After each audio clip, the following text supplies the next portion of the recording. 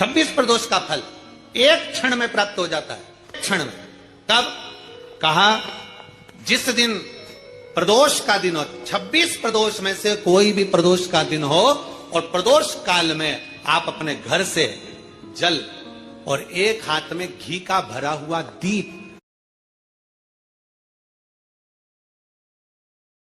प्रदोष का दिन हो और प्रदोष काल में आप अपने घर से जल और एक हाथ में घी का भरा हुआ दीप लेकर जिस दिन शंकर के मंदिर में जाते हो, शंकर को जल चढ़ाकर हाथ का स्पर्श जलाधारी पर कर कर शिव मंदिर में दीप प्रज्वलित कर देते हो, 26 प्रदोष का पुण्य फल उसी क्षण प्राप्त होगा।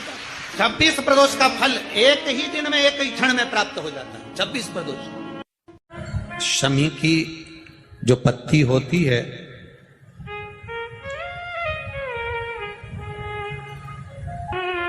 शमी की जो पत्ती होती है, एक पत्ती में जितनी पत्तियां लगी होती हैं और एक पत्ती के अंदर, जरा ध्यान देंगे, जैसे इस पत्ती में ढेर सारी पत्तियां लगी हुई है, पत्ती में से भी एक पत्ती तोड़ोगे और एक पत्ती तोड़ने पर उस पत्ती को भी अगर गिनोगे तो उसमें बहुत सारी पत्तियां होती हैं। आज प्रयास करना, अगर कहीं आपको शमी की पत्ती मिले तो जैसे ये पत्ती, इस पत्ती को तोड़ा गया, इस पत्ती में से एक पत्ती निकाली गई और एक पत्ती निकालकर आप धीरे से रखना, और उसमें भी बारीक बारीक बारीक बारीक बारीक बारीक बहुत सारी पत्तियां नजर आती हैं। शिव महापुराण की कथा कहती है, जो सोमवार की अष्टमी हो या प्रदोष का व्रत हो या 12 महीने की शिवरात्रि हो या किसी भी दिन प्रदोष काल के अंतर्गत शंकर भगवान को एक शमी का पत्ता कोई भूलवश भी समर्पित कर देता है, तो जितनी एक पत्ती में पत्तियां होती है और उस पत्ती के अंदर भी एक पत्ती को तोड़ने के बाद जितनी पत्तियां होती है, उतने जन्म मृत्यु लोक में मनुष्य के नहीं होते। 84 लाख योनियों में से वो योनियां कट जाती हैं और देव योनि प्राप्त हो जाती। एक शमी पत्र की इतनी महत्वता है।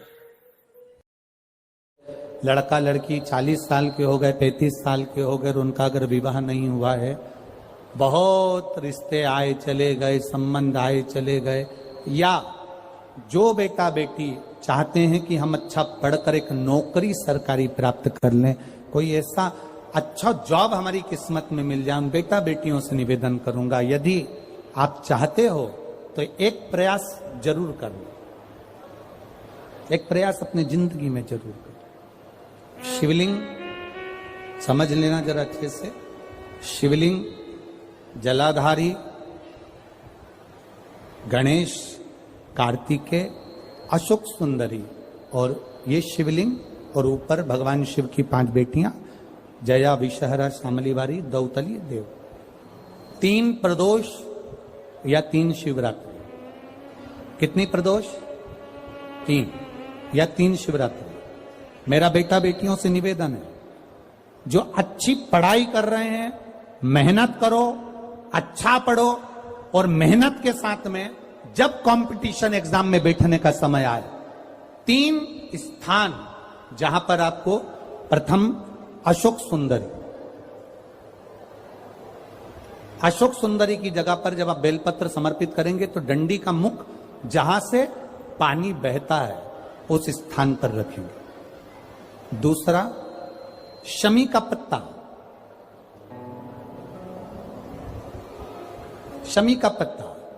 दूसरा, शमी के पत्र को देवादिदेव महादेव पर जब आप समर्पित करेंगे तो उसका डंडी का मुख भी जहां से जल बहता है उस ओर रखेंगे।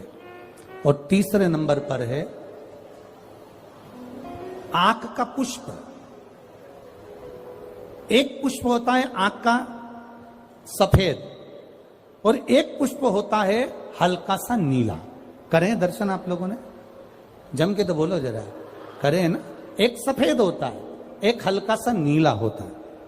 सफेद आंख का जो पुष्प होता है वो केवल देवादिदेव महादेव का एक स्वरूप होता है, और हल्का सा जिसमें गुलाबीपन, नीलापन होता है वो शिव, पार्वती, गणेश, कार्तिकेय, अशोक सुंदरी, जया, विषहरा, सामरीवारी, दौतली, देव और शिव जी के जितने गण हैं उन सबका प्रतीक होता है।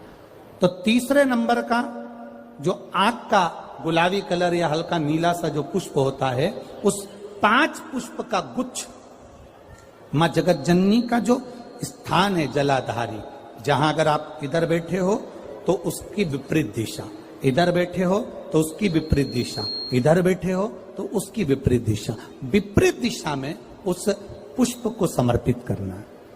अच्छी पढ़ाई करो, अच्छी मेहनत करो, और मेहनत के साथ में जब कंपटीशन एग्जाम के लिए जा रहे हो, उस जगह पर सीए की पढ़ाई भी कर रहे हो, चाहे किसी भी पढ़ाई में लगे हो, मेहनत के साथ में बाबा देवाधिदेव महादेव को 3 प्रदोष या 3 शिवरात्रि आप दिल से बाबा को समर्पित कर कर, बाबा से प्रार्थना कर कर अशोक सुंदरी पर चढ़ाई हुई बेलपत्र को वापिस लेकर आइए। जिस विद्या स्थल पर आप पढ़ाई करते हो, जिस कमरे में आप रहते हो, वहां उस बेलपत्र को 3 प्रदोष की या 3 शिवरात्रि की बेलपत्र रखिए। जिस समय बाबा आपकी नौकरी लगा दे, ये 3 बेलपत्र एक साथ किसी भी प्रदोष पर शिव जी को समर्पित करिए। ये शिव तत्व है। आप मेहनत करें, खूब मेहनत करें, कंपटीशन एग्जाम के लिए जितनी कोचिंग कर सकते करो, मेहनत करना उतना करो, जितना करते हो उससे 4 गुना ज्यादा करो, और उसके साथ में देवाधिदेव महादेव से नंदीश्वर शिव महापुराण से एक बात सीख कर जाइएगा। अगर आपको लग रहा है कि दुख समाप्ति नहीं हो रहा है, एक बीमारी से उठे दूसरी बीमारी में लग गए, फिर कोई दुख आ गया, फिर कोई दुख आ गया, फिर कोई तकलीफ आ गई, फिर कोई तकलीफ आ गई, बार बार आपको लग रहा है कि दुख पीछा ही नहीं छोड़ रहा, तो नंदीश्वर शिव महापुराण की कथा आपको कह रही है, प्रदोष के दिन, प्रदोष काल में 2 जगह दिए लगाना प्रारंभ कर दो। पहला, बेलपत्री के वृक्ष के नीचे पहला दिया प्रदोष काल में, प्रदोष के दिन बेलपत्री के वृक्ष के नीचे, और दूसरा दिया अपने दरवाजे की चौखट के बाहर, मतलब अपन बाहर खड़े होंगे, अंदर की ओर दिया नहीं, बाहर की ओर। एक दिया बेलपत्र के नीचे देवाधिदेव महादेव से प्रार्थना कर कर, हे शिव शंकर, हे गौरी शंकर, हे शिव, आज प्रदोष का दिन, प्रदोष काल में आप भ्रमण के लिए निकलोगे नंदीश्वर के साथ में, ऐसी कृपा करना, आपके लिए मैंने द्वार सजाया है भोलेनाथ, आपकी दृष्टि मेरी चौखट पर भी कर देना, मेरी जिंदगी सवर जाए। इसलिए 2 दीप स्मरण करो। हाँ, अच्छा इशारा करा है, उसे समझ गए हो। जिस दिए को आप लगाओगे प्रदोष के दिन, प्रदोष काल में, एक दिया बेलपत्री के वृक्ष के नीचे लगाया है, और दूसरा दिया जब आप घर में प्रवेश करोगे तो राइट हैंड पर ही लगाएं। कौन से हैंड पर लगाएं? राइट हैंड पर। बहुत बहुत साधुवाद आपको दीदी, धन्यवाद, धन्यवाद दो। उन्होंने इशारा करके बताया कि दिया किस ओर लगाएं, कम से कम अपने को अंदाजा तो लग जावे ना, दिया किस ओर लगना चाहिए। साधुवाद था, बहुत बहुत साधुवाद। विषम परिस्थिति में फंसे हुए हो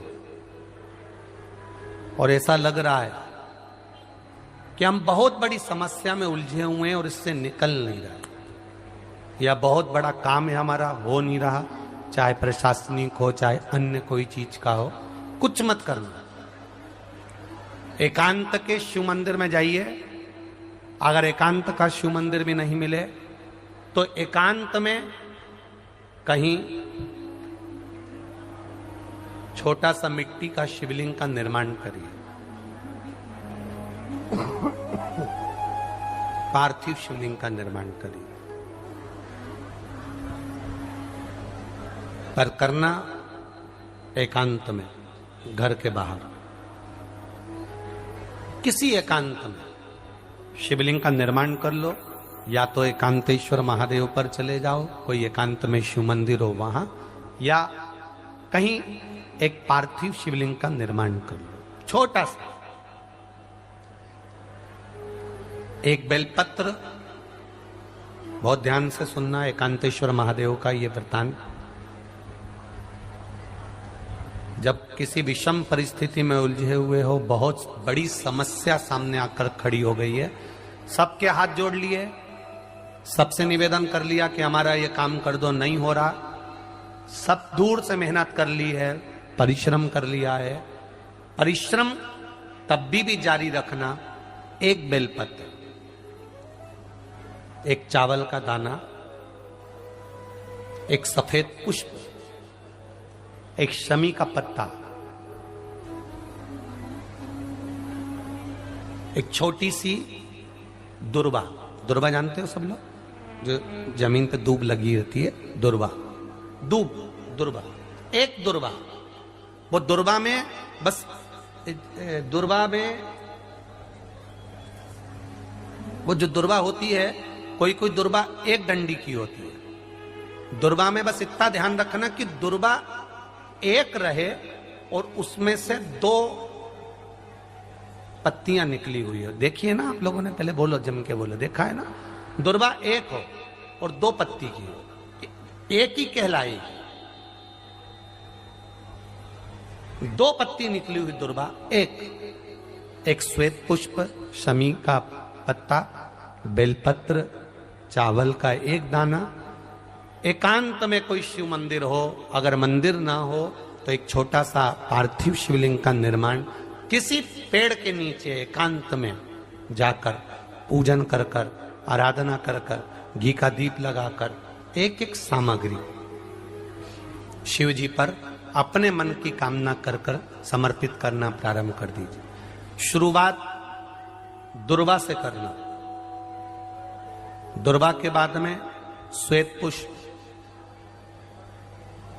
शमी का पत्ता, चावल का दाना और बेलपत्री सबसे आखिरी में बाबा को समर्पित कर कर, हृदय से प्रार्थना कर कर, बाबा से निवेदन कर कर, दीप अगर मंदिर में कर रहे हो तो दीप ठंडा होने का इंतजार मत करना। अगर पेड़ के नीचे एकांत में शिवलिंग का निर्माण कर कर पूजन कर रहे हो तो दीप ठंडे होने का इंतजार करना। दीप ठंडा हो जाए तब भगवान शिव को ले जाकर विसर्जन करना। जो एक बेलपत्री है बस उसको घर लेकर आना, बाकी का सब विसर्जन कर कर आना। मेरा एकांतेश्वर महादेव उस कार्य में सफलता प्रदान कर देगा। एकांतेश्वर महादेव की आराधना। तुम रुका जी कह रहे माता पार्वती से, पार्वती आप शिव जी की आराधना करो, मना नहीं, पर शंकर की आराधना में कीर्ति को, वैभव को पीछे छोड़। एकांत में बैठा हुआ महादेव, एकांतेश्वर महादेव की मूलता यह कहती है, महत्वता यह कहती है कि आप अपने अहंकार से दूर हो जाओ।